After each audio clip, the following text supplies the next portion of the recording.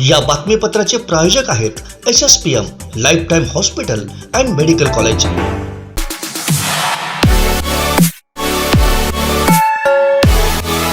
नमस्कार, हे आहे कोकणचं नंबर 1 महा चॅनल कोकण सात लाईव्ह आणि आपण पाहताय संध्याकाळच्या टॉप 5 बातम्या।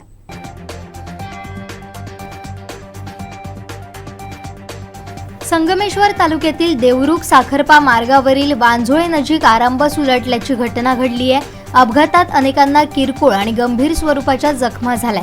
यामध्ये 18 जण जखमी झाल्याची माहिती मिळते। ही आरामबस देवगडहून मुंबईच्या दिशेने जात होती।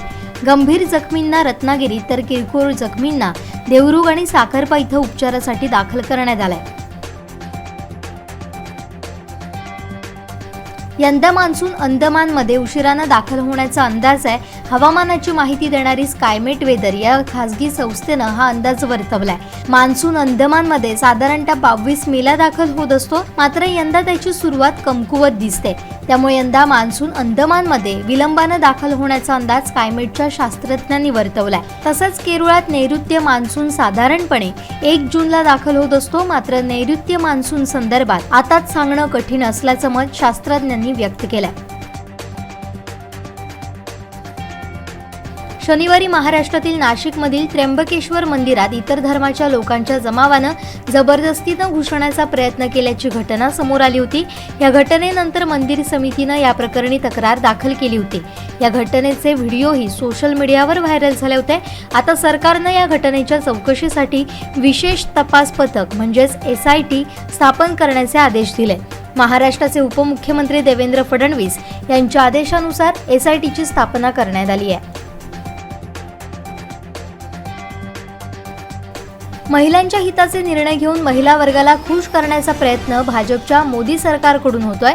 काही महिन्यांपूर्वी राज्यातही शिंदे फडणवीस सरकारनं महिलांना तिकीट दरात 50% सवलत दिली आहे, तर आता देशभरातील कर्मचारी नोकरदार महिलांना 9 महिने मॅटर्निटी रजा मिळण्याची शक्यता आहे। या संदर्भात नीती आयोगाचे सदस्य डॉक्टर VK पॉल यांचं विधान समोर आलंय। सरकारी आणि खासगी संस्थांमधील महिला कर्मचाऱ्यांना मॅटर्निटी लिव्हचा कालावधी 6 महिन्यांऐवजी आता 9 महिने करण्याचा विचाराधीन आहे। बॉलिवूडचे महानायक अमिताभ बच्चन आणि अभिनेत्री अनुष्का शर्मा यांचा बाईक प्रवास सध्या सोशल मीडियावर चांगलाच चर्चेत आहे। बिग बींनी मुंबईचं ट्रॅफिक टाळण्यासाठी आणि सेटवर लवकर पोहोचण्यासाठी एका अनोळखी व्यक्तीकडून लिफ्ट मागितली होती। त्याचा फोटो सुद्धा त्यांनी सोशल मीडियावर पोस्ट केला होता।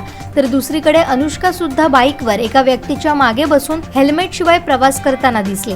नेटकरांनी हेल्मेटचा मुद्दा उपस्थित केल्यानंतर आता मुंबई पोलिसांनी दोघांनाही नोटीस बजावली आहे।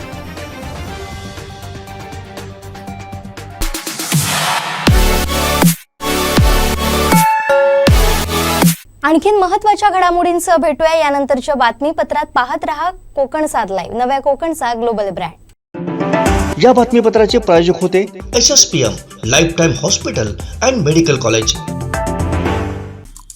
आमचे दिवसभरातले सर्व अपडेट्स, ताज्या घडामोडी आणि थेट लाईव्ह पाहण्यासाठी सबस्क्राइब करा, लाईक करा कोकणचं नंबर 1 महा चॅनल कोकण सात लाईव्हचं YouTube चॅनल।